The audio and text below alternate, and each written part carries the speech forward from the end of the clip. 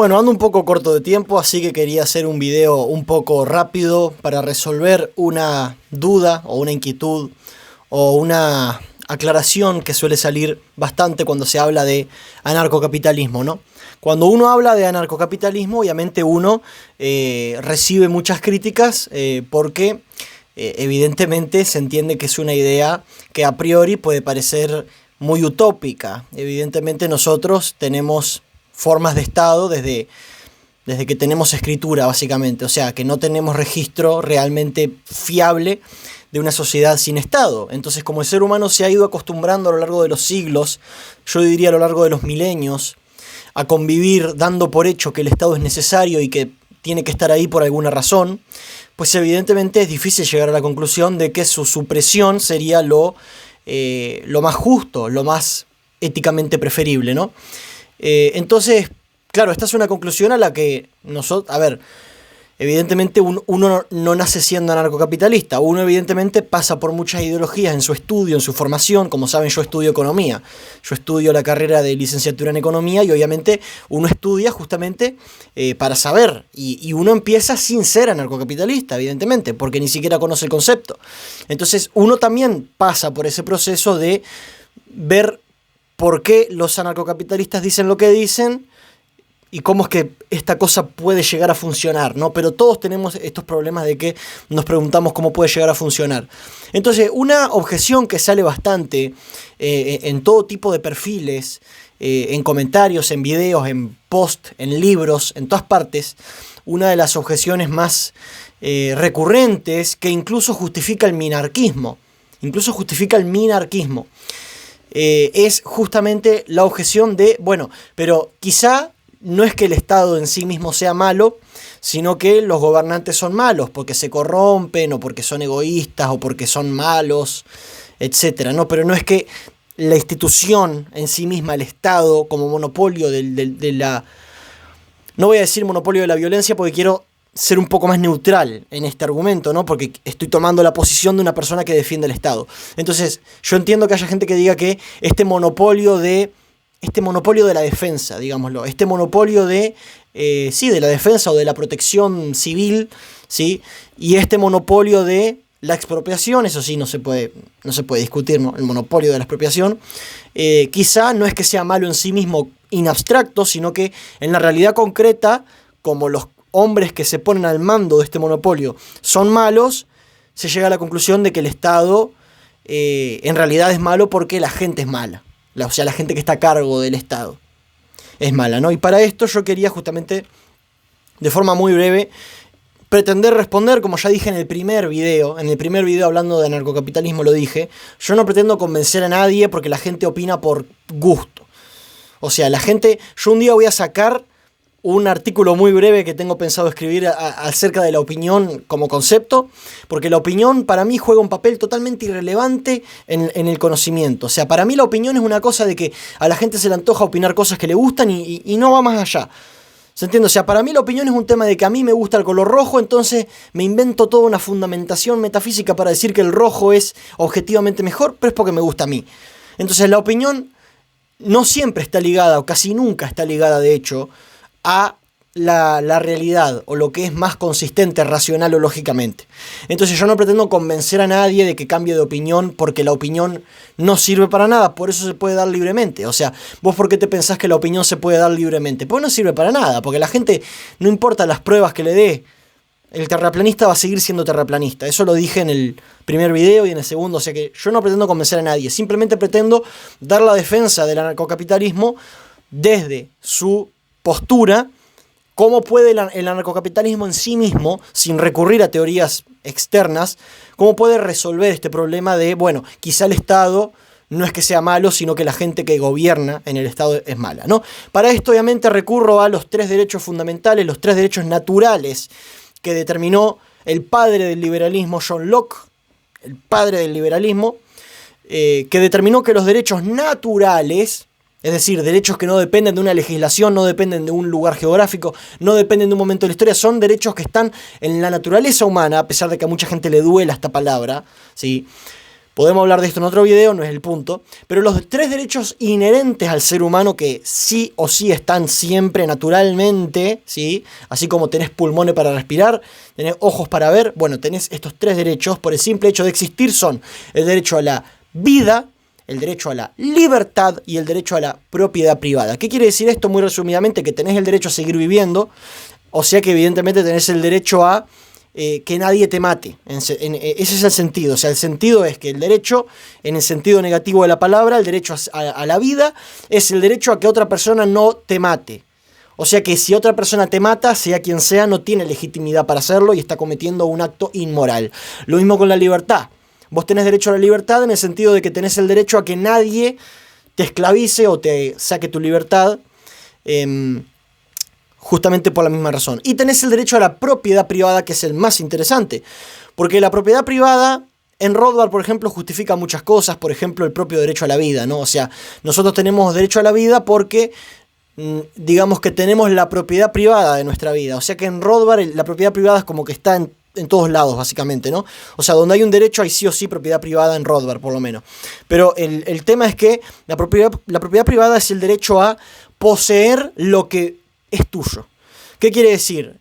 Dentro de la teoría rothbardiana, que es más o menos la que venimos hablando, es bueno, si vos encontrás una tierra virgen que nunca nadie la encontró, un territorio totalmente desolado, si vos plantás una planta de tomate en ese territorio, automáticamente la planta de tomate es tuya, al igual que la porción de tierra donde tenés la planta de tomate. O sea, eso es tuyo porque vos trabajaste, pusiste la planta de tomate en ese lugar, no tenía dueño previamente, con lo cual se anula esta parafernalia marxista de que el trabajador es el dueño de la fábrica, porque el trabajador, como trabaja en la fábrica, resulta que es el dueño de lo que se produce en la fábrica. Una boludez de esa, ¿no? No es así. El hecho es que la fábrica tiene un dueño anterior al trabajador, que es el capitalista, pero estamos hablando de un terreno virgen, un terreno que no tiene dueño porque nunca nadie lo encontró en la vida, es un terreno totalmente nuevo. Imagínate, es un terreno que nunca nadie lo pisó, nunca nadie lo vio, nada. Vos plantás una plantita de tomate ahí y esa plantita de tomate es tu propiedad privada. ¿Por qué es tu propiedad privada? Porque vos convertiste la naturaleza, digamos, convertiste la tierra en un bien económico que son los tomates, los cuales vas a disponer intercambiándolos con otra persona, donándolos o simplemente consumiéndolos vos mismo. Eso es, como es tu propiedad, vos podés elegir. Este es el punto, vos podés elegir qué hacer con esos tomates porque son tuyos. Si querés venderlos, vendelo al precio que vos quieras. Si querés regalarlos, si querés dejarlo que se pudra, si querés hacer malabares con ellos, si querés pasarles por arriba con un auto, hacer lo que quieras, ¿viste? O dibujarles una carita y hacer de cuenta que son tus amigos. Hacer lo que vos quieras con el tomate, lo que quieras, porque es tu propiedad.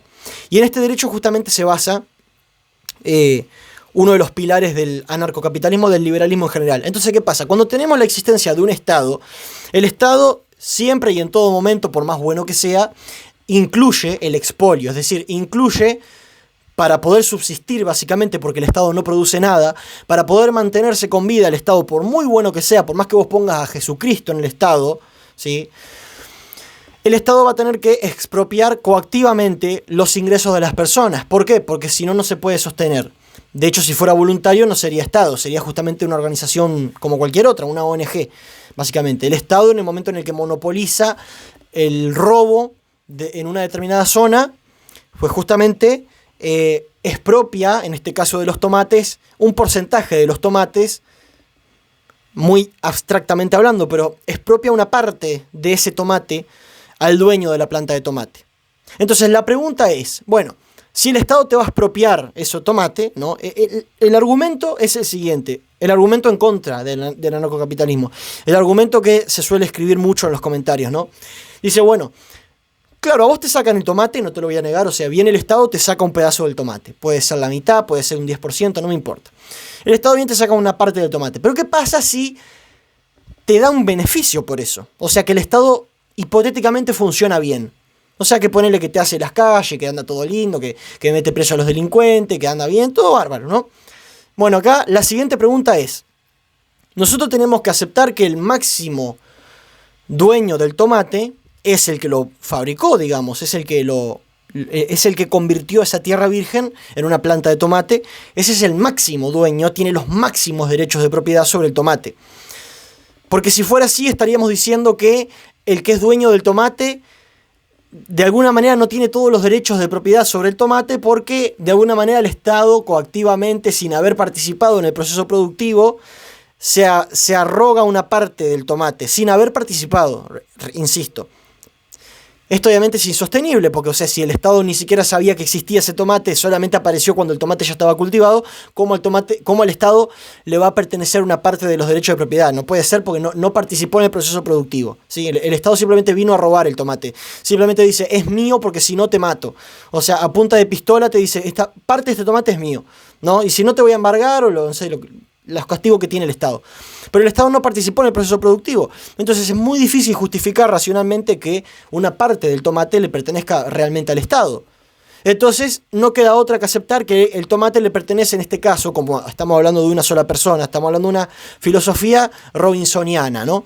Como estamos hablando de que el tomate le pertenece íntegramente a la persona que lo plantó, pues la persona tiene íntegramente el derecho a decidir qué se hace sobre ese tomate. Entonces la persona puede íntegramente, en su soberanía con respecto al tomate, decir, bueno, este tomate es mío al 100%. O sea, nadie puede ponerle un dedo encima si no es con mi autorización. Entonces viene el Estado y dice, bueno, yo te voy a sacar ese tomate, o te voy a sacar una parte de ese tomate y te voy a dar lo que siempre quisiste. Te voy a dar, no sé, una computadora, un auto, un Lamborghini, una casa.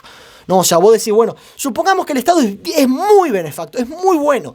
Tiene como gobernante a los mejores. O sea, el Estado es una cosa que es totalmente impoluta, totalmente pura, santa. Es un Estado totalmente... funciona de maravilla, ¿no? Te saca el tomate, pero te da una mansión de lujo. La siguiente pregunta que hay que hacernos es, bueno, ¿qué pasa si la persona a la que le está sacando el tomate coactivamente no quiere esa casa de lujo? Por alguna u otra razón.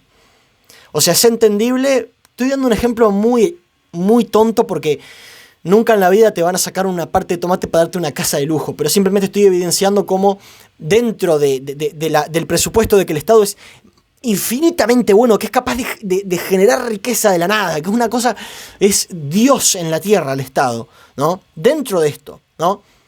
Seguimos sin resolver el problema de la propiedad. Porque ¿qué pasa si el tipo dice, no, mirá, no quiero darte mi tomate, el tomate es mío porque yo me encariñé con el tomate, es mío, no quiero ninguna casa, ningún palacio, no quiero nada, el tomate es mío, no me lo saque. Ahí ¿qué pasa? Que el Estado se lo saca igual, porque la persona no puede rehusarse, no puede rechazar el pago del impuesto, por eso se llama impuesto. Impuesto, algo que se impone, es algo que se impone, ¿sí? Entonces la persona no puede rechazar esta oferta. Entonces en el momento en el que la persona no puede rechazar la oferta de la casa a cambio del tomate, en el momento en el que la persona no puede voluntariamente aceptar o rechazar la oferta, entonces estamos hablando de un acto tremendamente violento. Porque la persona no está dando el consentimiento. Distinto fuera si te dijeran, no, mirá, ¿qué te parece si te cambio la mitad de tu tomate por una mansión? Y el tipo dice, no, mirá, no me interesa. O le dice, sí, mirá, me interesa. Ahí es distinto, pero el Estado no hace eso. El Estado, dentro de este presupuesto de que funciona de maravilla, viene, te saca la mitad del tomate y te da una mansión de lujo. Pero vos no se la pediste. Entonces, te están sacando tu propiedad para darte algo que capaz que es mejor a los ojos de la mayoría.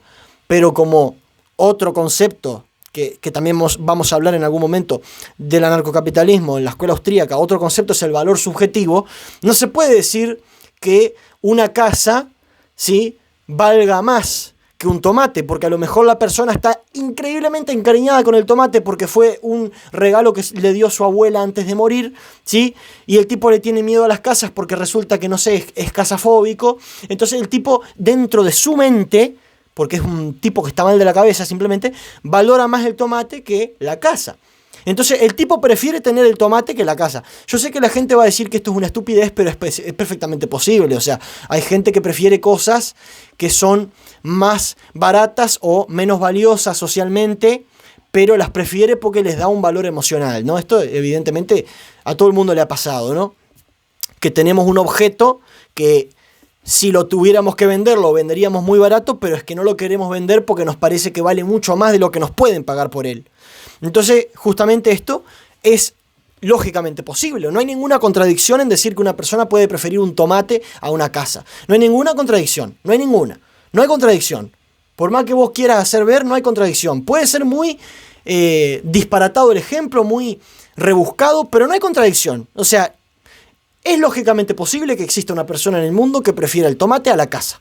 Es lógicamente posible. Entonces, ¿qué pasa? Si la persona prefiere el tomate a la casa, la persona no va a querer que el Estado le saque el tomate para darle la casa. Pero el Estado lo va a hacer igual. Le va a dar algo que es muy bueno, una casa. Mirá vos, una cosa increíble para poder vivir, para dormir calentito, no tener que pasar frío, todo hermoso, ¿no? Pero el tipo no la quiere, entonces se quita la voluntariedad del asunto. Entonces pasa a ser una agresión. Entonces el Estado agrede siempre y en todo momento, a pesar de que el servicio que brinde valga más que el impuesto que cobra. O sea, por más que a mí me saquen $1 y me hagan una calle preciosa como las de Alemania, igual yo no di mi autorización, no di mi consentimiento, no fue voluntario ese peso que yo le doy al Estado. Ese peso a mí me lo robaron. Me podrán dar algo increíble, pero yo no lo pedí. Yo simplemente tenía ese peso, vino el Estado y me lo sacó de pesado. Entonces el Estado se fundamenta de esta manera siempre, por más bueno que sea, en el robo. Y como la persona tiene los máximos derechos de propiedad sobre, valga la redundancia, su propiedad, como la persona es la máxima dueña de lo que posee de forma privada, se sigue que una organización que tenga el monopolio o que tenga la legitimidad legal para expropiar justamente la propiedad privada de otra persona, cuando esa persona tiene los máximos derechos de propiedad, pues se sigue que esta organización no puede ser moralmente buena. Se sigue que esta organización es moralmente mala. Será utilitarista porque fíjate vos que te sacó el tomate y te dio una casa, o sea que es muy útil. Útil es una cosa, moral es otra. Hay cosas que son útiles y son tremendamente aberrantes, y hay cosas que son tremendamente morales y que terminan siendo utilitariamente una cagada, ¿no? Entonces hay que distinguir muy bien entre utilitarismo y moral. Nosotros en el anarcocapitalismo hablamos de que es el sistema político que es más éticamente bueno, que es más moral. Es un sistema que es más justo. De eso es lo que estamos hablando. Es el sistema más justo, más moralmente permisible, es el sistema más bueno. No quiere decir que sea el más útil o el que te da más rédito, no, eso ya es otra cosa. Porque si vamos al caso, entonces tendríamos que aceptar que puede haber un sistema donde no seamos dueños de nuestro trabajo, tengamos más de lo que podríamos tener y entonces resulta que ese sistema es mejor. No, porque no solamente acá nosotros nos basamos en el sistema más justo. Y el sistema más justo que respeta los derechos naturales del ser humano es el anarcocapitalismo, también llamado la anarquía de capital. Eso es lo que quería aclarar en este video. Muchas gracias por verlo, me extendí demasiado, quería que durara menos, pero bueno, me voy por las ramas a veces hablando de estos temas. Muchas gracias por ver y nos vemos en siguientes videos. Hasta la próxima.